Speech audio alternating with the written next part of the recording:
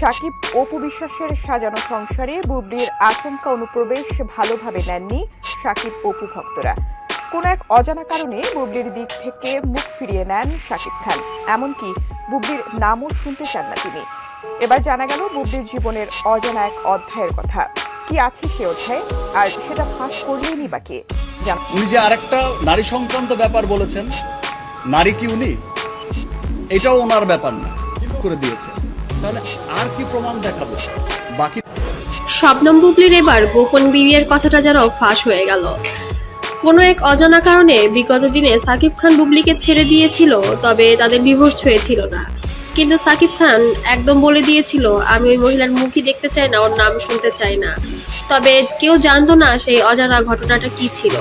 তবে এবার আর যেন ধামাচাপা থাকলো না, আগুনের মতো উতলে উঠল বুবলির আগের বিয়ের কথা, এবং সেই পক্ষে তার একটি মেয়ে সন্তানও আছে।